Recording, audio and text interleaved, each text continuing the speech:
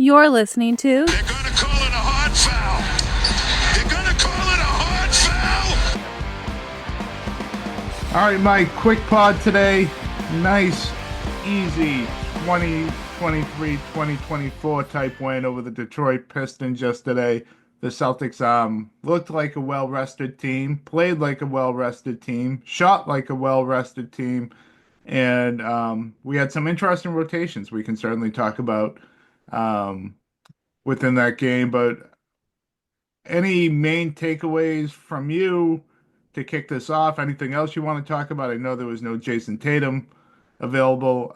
So the floor is yours, Mike. Well, my main takeaway, Jim, is Oh that Peyton God. Pritchard's not that good.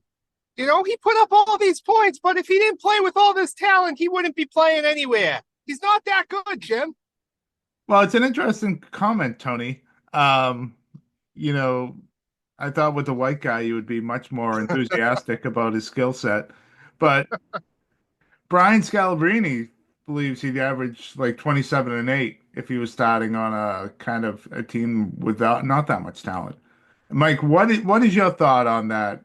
Honestly, if Pritchard, let's say he was a starter on, the Pistons or something or a team like that. I think more realistic would probably be like Utah, right? Or Washington. The Pistons They have Ivy. Yeah. with Kate Cunningham and Ivy. Yeah, he'd be maybe in the same spot. But I think with what we're seeing, yeah, I I mean, don't he know could about 20. he could probably play on Orlando significant minutes. They could use him, right? Yeah. Yeah. I think his numbers might dip a little bit in Orlando with the amount of offense that flows through Pablo and Franz, but he would certainly add an element that they're missing. A guy like him might be the missing piece in Orlando long term, actually, because they're a real young and up and coming team. But as we think about bad teams, I could see him scoring, around 20, a little over 20 points a game efficiently. I don't see why not. He definitely seems to have that talent. Do you agree? Yeah, I definitely do. And I'm not sure it's just bad teams, and maybe he doesn't score 20 a game, but I even look at a team like Houston, and I know Van Fleet's there and he's doing what they need for them, but he's a better player than Van Fleet right now and would be a great fit on the style of play that Houston plays. And he'd get up and he'd give you great ball pressure and um, he'd extend the floor for those other guys, those athletic wings that they have going to the basket. So the play he's turning himself into, and this is where the Celtics are so fortunate, where they have him for what, another 3 4 years on this contract, where he's getting paid 4 million a year, 5 million a year, um, because he can certainly, we're talking about bad teams, but I think there are contenders out there that he'd be pretty good for, and he'd be quite helpful for. Yeah, I mean, Houston's a good one. I'm not sure if he's past Van Fleet yet. I mean, that's a big jump. Van Fleet, I think he dropped 38 a couple nights ago, but Yeah, um, no, you maybe that is too big of a jump, but but the fact that he can bring it up is pretty incredible to me.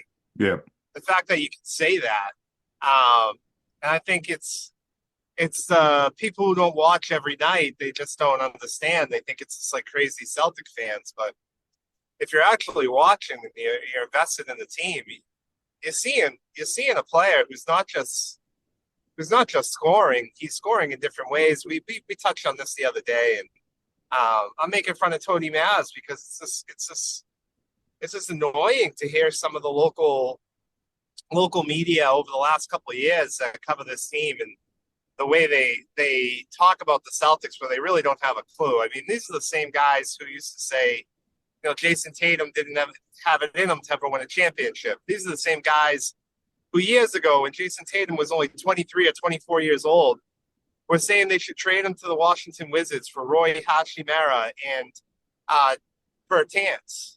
They were taking calls like that on their show, and they continue to just have like these crazy talking points that are just horrible. Um, and Pritchard is a big reason why they won last night, as we talked about last night. His offense in the second half, and that second quarter by the Celtics with him and other guys. They hit so many shots, and they were doing it everywhere. They were going to double big, and they were scoring inside, throwing it into the post to Cornette Mhm. and Porzingis, and they were scoring effectively in there. And then the Celtics, for only the 10th time in NBA history, had two guys score 7 threes in the game, and it wasn't Tatum and Brown; it was Derek White, and Peyton Pritchard. So Yeah, that's how yeah, deep where and, like and awesome this team is. who was it a week ago when neither one of them scored really at all? Was that Milwaukee? Yeah, Yeah, yeah, where yep. yeah, it just shows like how this game is so interesting. I was even watching the game last night, and I know it's not always perfect, the offense, obviously, and they have their nights like they had in Memphis where maybe they did take too many threes, or they Absolutely. certainly didn't shoot well enough, and I think part of that was tired legs.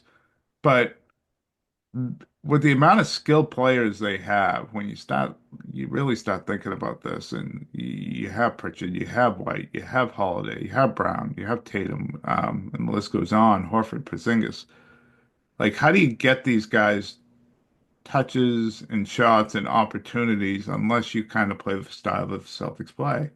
They're all kind of given the green light if they're open. They're given the green light to drive. If they get the mismatch. Um, you know, I wonder what if when the people that complain about how the Celtics play and the style or whatever, do they really want to go back to isolation basketball? Like, is that what God they're no. yearning for? Because that's the alternative, really, right? It's And watch because you don't have Houston play. post-up players anymore. It would be isolation basketball. It, yeah, yeah. Like watch the Houston Rockets play offense, and it's going to bring you back. It's going to bring you back to the things that held the Celtics back every year.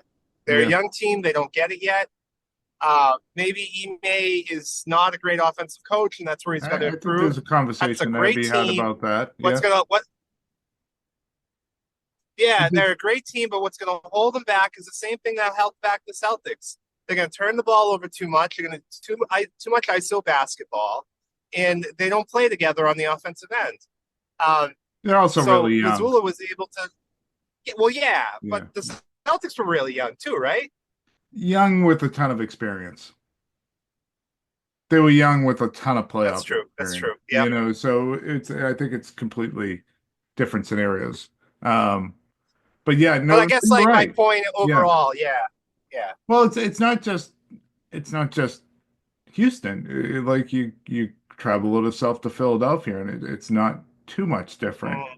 Mm-hmm. The Knicks have their moments where they move the ball, but there's certainly moments where the ball just sticks with Brunson or Karl Anthony Towns. Often, actually.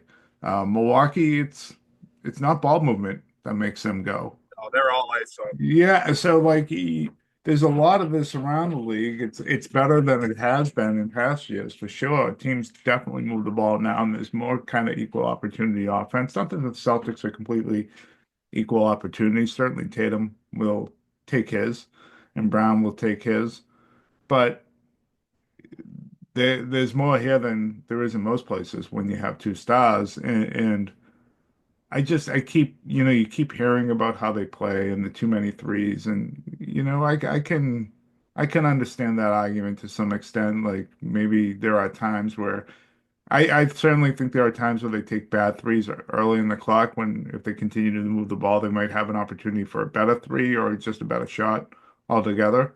But I even though think that's limited compared to past years. Um, I just, I don't want to turn this pod into an argument over style, but I sit there and watch it, and I don't yearn for the days of someone just holding the ball and pounded it into the deck and trying to get to their spot, um, and find space that way. I like this a little better. But that's just me. Mike, in the game last night, the thing that was so interesting is oftentimes the Celtics were out there with two guys. They played two bigs. They had a lot of times where you would consider kind of two non-shooters on the floor, whether it be Jordan Walsh and like Luke Cornett or something like that, or at least one non-shooter on the floor. And they still were really excellent, offensively, getting whatever they wanted against a Pistons team that I thought tried hard, but just had no ability to contain them whatsoever. I thought, the double big offense that they put out there, you know, it was really effective, and it does a couple things. Obviously, it helps you on the glass. I think it gives you spacing in other ways when Porzingis is out there. Then you can put like Cornette in the dunker spot, and it kind of makes things interesting with the role opportunities you have. And the thing that has killed the Celtics so much this year, the points in the paint, they were like non-existent. The Pistons couldn't get anything going there. What are your thoughts on what you saw with that last night? I definitely thought it impacted the defense with the points in the paint, and it really harmed the Pistons because on top of it, the Pistons were having a poor shooting night, so they were able to shrink the floor while also um, the Pistons just couldn't hit anything from outside for the majority of that Yeah, game. they could not. So that certainly, I mean, hit some probably deficiencies with the double bigs, but I do think when Tatum and Brown, if one of those guys are out, this is your best go-to. I think talent-wise, right now, with creating lineups too, this might be your best go-to. To have this as an option, especially on the defensive end. But what I was impressed with last night was not just on the defense, the intentionality of going to the basket a little bit more, where the threes they were getting, I do think were a little bit different than in Memphis. They weren't passed around the perimeter. You saw a lot of inside out, and it led to some really good looks in the second and third quarter in particular. But Oh, I the think what give and set go that, play with Cornette, Porzingis passed into it. So Cornette passed to Porzingis, Cornette cut, Porzingis gave it back to him, and then on the fly, yeah, be kind of over his head pass, Cornette to White in the corner that was really cool. It was was just really really cool. cool. Yeah. But I think what set that up though was in the first quarter, when the shot wasn't falling, they allowed Cornette to go inside. They were looking to get him the ball in the paint. They were looking to allow him to try and score, and other guys were driving um, with the intention of finishing at the basket. And so they finished that quarter on like a 12-2 run, and all 12 of those points were either from free throws, being fouled at the hoop, or layups. And I really thought that opened up the game for them. And we saw a lot of that last year where they would use the paint and they would use their bigs to open things up, and then the 3-point shots would come. And I think this year they've gone away from that a little bit. And I think that's a style of play that really helps the Celtics when they use their bigs inside, when they use their wings inside, and they actually go to the hoop uh, a lot more. It really opens things up for them because they're such a 3-point shooting team that when teams have to cover up the paint, they're able to move the ball inside out. And I think that's a good way for them to play. I really do. I also think it helped them in the playoffs quite a bit last year. Yeah. Well, having that depth definitely did too. And they're four bigs, Porzingis, Horford, and Cater and Cornette, they can all play. They're all really Yeah, good. So you want to maximize your talent, and you want to find ways to get them all on the court so Russ doesn't take over, or certainly Cater's um spot where his inexperience just doesn't continue to shine through in case you need him. So games like this against Detroit, they get another like 2 or 3 day game, 2 or 3 day break, and then they get the Wizards, and then back, home and away series against the Bulls. None of these teams play defense that they're playing either. I mean, the Celtics, the yeah, Pistons, Wizards, and the Bulls, the next 4 games isn't exactly murderer's row. Um, it's good opportunity to kind of get these guys out there and get them minutes and um, keep them fresh. Which brings us to Tatum. It's interesting. You had 4 days off, um, and he certainly didn't look great against Memphis. He looked great the night before against Milwaukee. You see him at times rubbing his knee after, when he goes down to the ground. So I think it's definitely something that's real and is bothering him. Um, they had him not play, so by the time he plays the Wizards, it's at least a week off. And my mindset is like your next game is against the Wizards. After that, you still have like it's another 2 day break before you play Chicago, I think, 2 or 3 day break. If he's not 100% to go against the Wizards, why not just give him, a week and a half, 2 weeks off here? And ultimately, you're missing only 2 or 3 games against teams that really you don't have to worry about if he's in the lineup or not. I mean, if he's hurt at all, I mean, you look at the schedule for the remainder of this month, you could probably sit him out the whole month. You look at the teams that they're playing. There's a chance the Celtics might not lose again until 2025. Um, so yeah, I would obviously your job as a coach gets really hard, Jason Tatum, because my impression with that guy is that I'm playing. Yeah, I think that's Um, that. get Yeah. out of my way, coach. And so somebody needs to be able to tell him you're not, you're not playing. So I don't envy that. Hopefully it doesn't have to come to that. And he's okay. But if he's hurt at all, there is no reason for him to play. There's no, I mean, I'm sure he wants to accomplish MVP of the league. That's not happening this season with the numbers Jokic is putting up. So, but yeah, like I wouldn't play him, and I don't envy the guy that would have to tell him he's not playing either. Yeah, and I guess Mazzulla said he worked out yesterday. He looks pretty good. He'll Yeah, have a small workout today. In that he's improving and getting better. So it doesn't sound like the super concern. He said it's nothing serious. Um, but there's no even if it's not serious, just continue to let him rest. Right? Like it's a wizard, exactly. it's a wizard.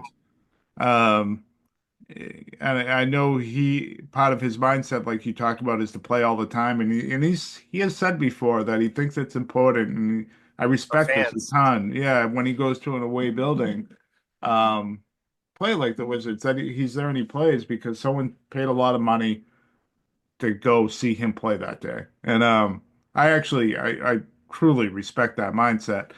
But he's also played a lot of games over the last few seasons, especially when you start adding in the Olympics on top of the playoff runs. He's got to have logged more minutes than anybody in the league over the last 5 seasons, certainly over the last two. So, you know, when there's opportunity, especially for this extended rest, it's like a long all-star break. Um, yeah, I mean, Might it's as well such give an it to him. advantage to not making this Final Four or Final Eight, whatever it is, to Yeah. the play-in tournament. That I'm like glad the Celtics didn't, knowing that Tatum's got a little injury here. Why not take advantage of it? I know it's a big story, and I don't understand why it's a big story in LA when you have a 40-year-old superstar. But LeBron's not playing. They're taking this as an extended All-Star break. They're having him. He's probably going to sit out their next game, and it's going to be like 10 days off. I think that's smart. I think that's how you manage your superstar that's 40 years old. Tatum played all summer long. Well, he didn't really get to play because of that idiot No, coach, but you get my point. I So do. yeah, Yeah. yeah.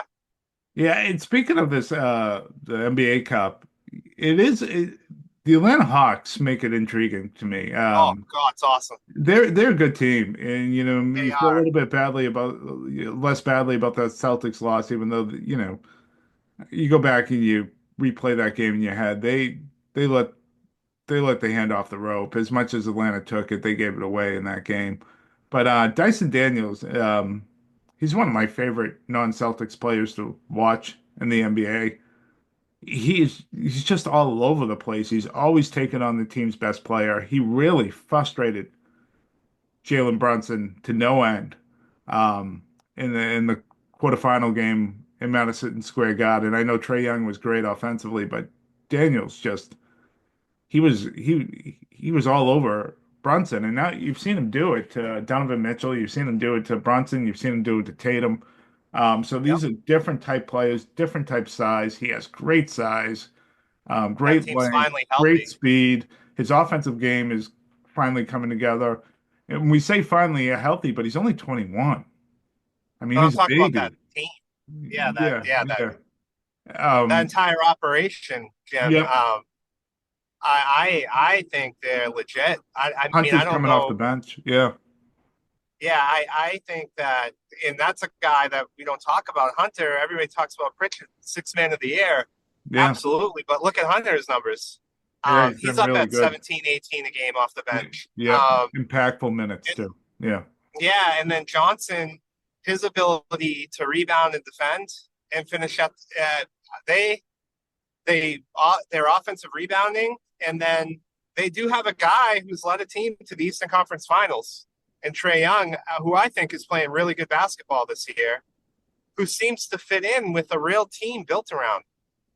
Like, it seems like they can hide some of his defensive deficiencies, which of course will get attacked in the playoffs, but um, they're built well. They're finally built like a real team, and I texted you this. I think they're like this year's Indiana Pacers team. That's who they remind me of. They're going to Play a come lot up and different though. The they start play is a lot way different, different. but Yeah. they're going to. What my point is, they're going to catch people by surprise. They're going to Yeah. beat somebody in the playoffs. Well, they really could, and especially if there's an injury or something. But the only team I would think I would say they could not upset in the first round. They could challenge the Celtics and make it a 6-7 game series. I think they're that type of fighting team. Oh, they're But not beating Cleveland either. they They're not. um probably not. But I wouldn't be so stunned if they upset them. I just think they I have think that Evan in them. Mobley would. Yeah, I think Evan Yeah. Mobley would just dominate Well, that they do have series. a real problem at the center position. Capella's not who he was anymore, and I think he's becoming a liability for them. And so, like, if they'll Not on the offensive end, though. I think it's the defensive end he's a liability. offensive end, he's okay, but he's not what he used to be. He's not the guy Yeah. that you come off a screen and you can just throw the ball as high as you can for a lob to him. He can't do that anymore. So. If I was the general manager over there and I'm looking to improve that team somewhere, that's the position I'm really trying to fight to find somebody. Because Well, there's a center in Toronto that makes a lot of sense for Atlanta, right? which one? Jakob Pertl? Um, yeah, absolutely. Don't you think? He'd be Offensively, like the he'd be perfect. helpful. Yeah, offensively, he'd be helpful. I watched him get killed by Bam Adebayo last night. Um, Oh, just having no ability to stay in front of him. with his size, that's not Yeah, good. That's yeah. not good. That's not a good sign. Yeah, so like that part of it, I think he's really slow to foot. Um, but yeah, no, they're an interesting team. And speaking of Miami, Mike, as we want to wrap up this pod, and we'll do a quick advice section. Jimmy Butler's, you know, on the trading block, the Hmm. guy that people like to call a warrior, only playing in some games. Um, barely played in the fourth quarter last night, not that they really needed him. Is he going to be into another one of these guys, long line of guys that all of a sudden, you know, goes to a contender and he's playing big minutes and doing what he needs to do after basically not showing up for his team for the first half of the season, which is he's basically not done for Miami this year. He hasn't been good and he's just not available enough. Yeah, yeah. I hate these stories, and it's unfortunate too because he's a guy that I always felt like was easy to root for, at least since he came to Miami. He had issues in Minnesota, certainly, but he was the type of guy that I got to be honest, Jim. The seasons where Miami beat the Celtics, I hated them during those series, but when they weren't playing the Celtics, I really liked them because they were guys. They were all like, I don't know, just guys who weren't good enough, being led by Jimmy Butler. And this is this is crazy to me. I don't. I hate that he's doing this. It's bad for the league. It's bad for Miami. It's bad for the Celtics rivalry with Miami. And I think the unfortunate result of this is he's going to end up on a Western Conference team, whether it be Dallas or Golden State. Um, and they're probably going to play really well with him. And it's a screw job to the Miami Heat franchise. And I don't I mind don't Pat like it. Riley getting screwed at all. So that I don't part of it, mind it, but yeah. it's not good for the NBA. It's It's just not. not. No, it's not good. And I wonder what they try to hold out for and what's going to be the best deal. You look at like if he gets traded to Phoenix, the only thing that works is Bradley Beal, right? yeah, Yeah. So it's yeah. like you get nothing back. It's not like Phoenix has draft picks. No, no. And then well, that's the thing, like none of these contenders, like Mavericks don't have any picks. I know they've been mentioned. I think They Golden State does so. does Golden State maybe, yeah. But what can they give Yeah, up? they had. I don't even know Well, what I salaries would work. assume it would be.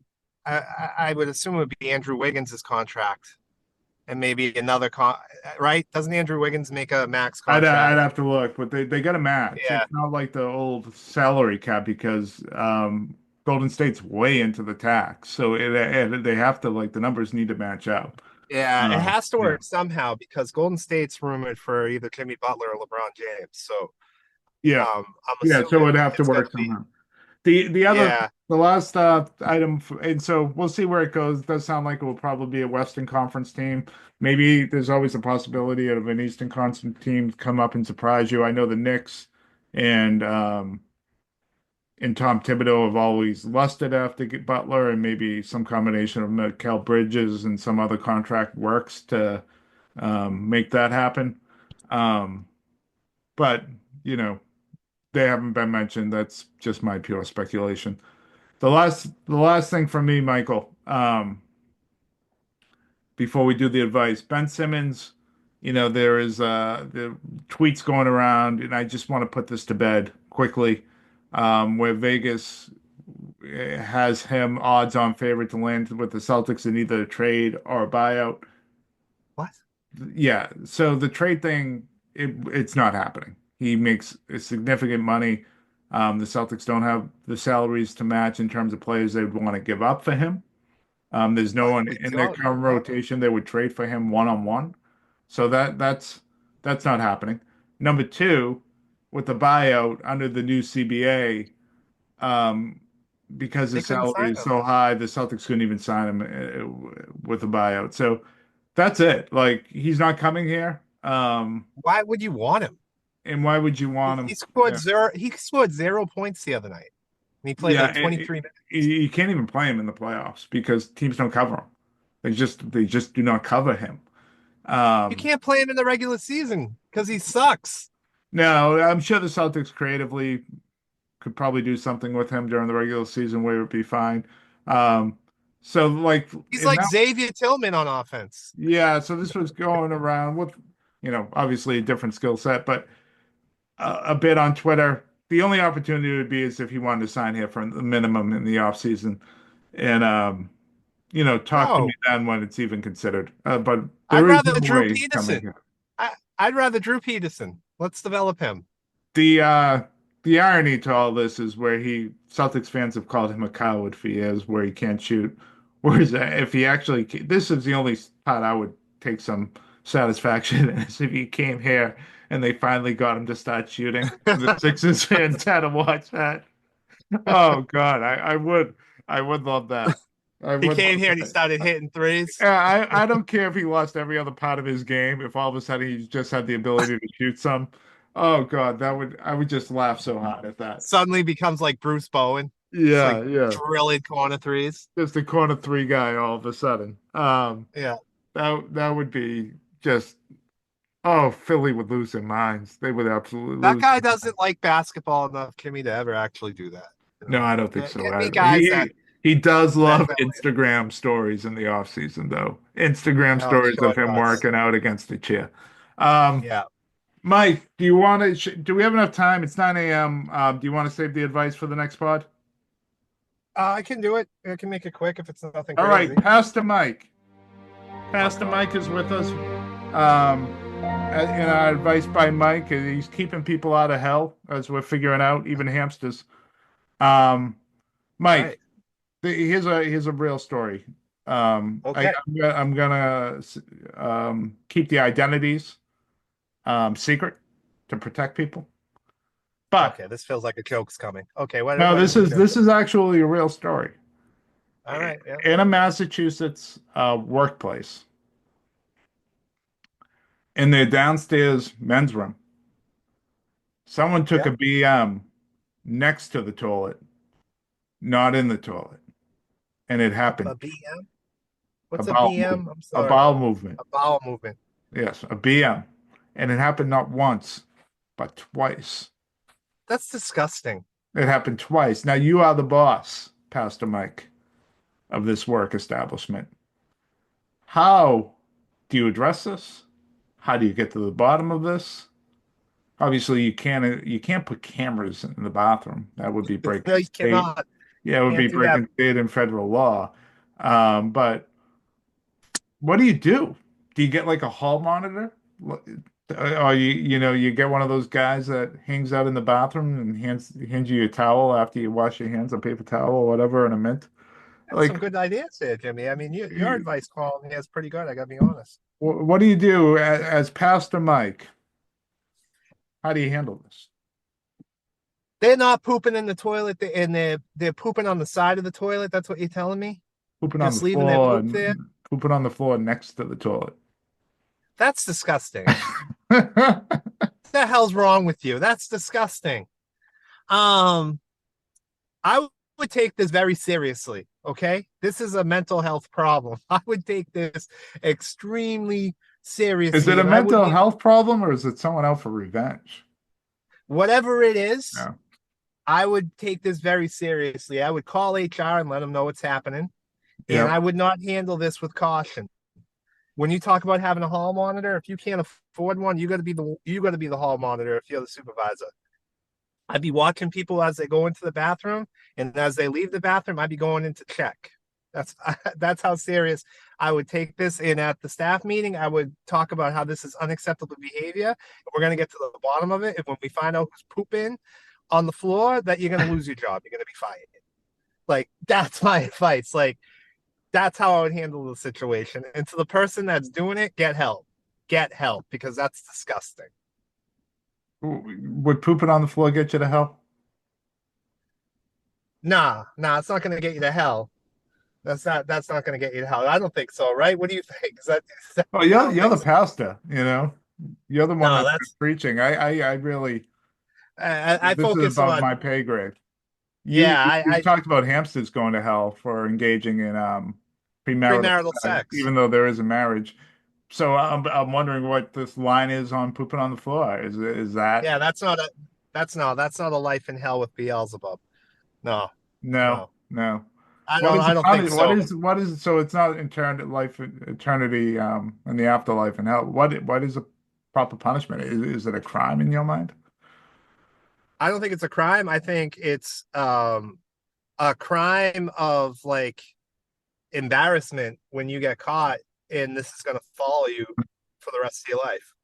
That's the crime. Like your hell is going to be on earth, and you're going to have to pay for what you've done You'd be through known like as the mad pooper. yeah. And how does that help you? How does that serve you? Like if you're angry and you want to get back at your boss, there's more effective ways than this. And this really speaks to your lack of intelligence that you're doing this.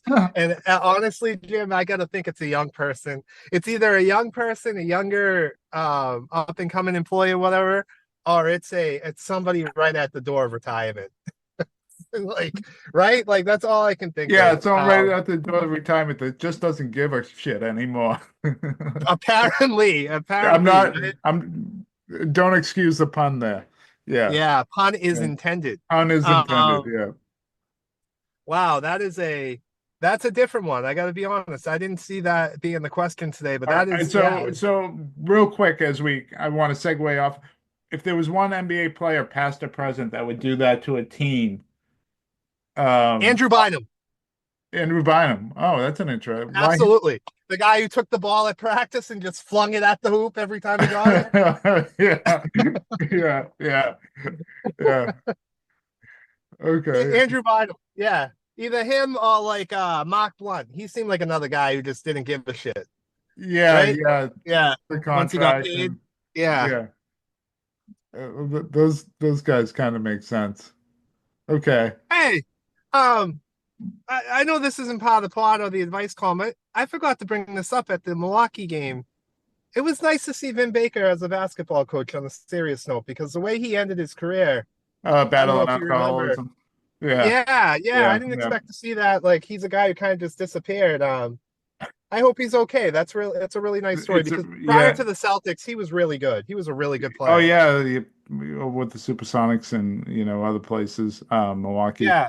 Um, the funniest thing with him was when I remember the Celtics got him, and it was early in his tenure here, and the ESPN, like you would find out like if guys are playing back then by watching ESPN, and they would have the ticker down at the bottom of the Mhm. screen, and it just said uh, Vin Baker out toes. It's like Oh out God. with toes. What does that even mean? Oh, he had a drinking problem, man. Out toes. Outward. They could have been more creative. I think that was Yeah. them saying that we're sick of you, bro. Yeah, We're God. not protecting you. I think that's what that was. All Oh right. my God. Well, let's All wrap right. Well, this. We wrap this it up. Go Seas. Go see. See you later. Bye bye. See Hey, ya. Rick Pitino would be the guy that would poop on the floor. He's a real jackass. I'll see you. Yeah, he's a real Bye. piece of crap. See ya.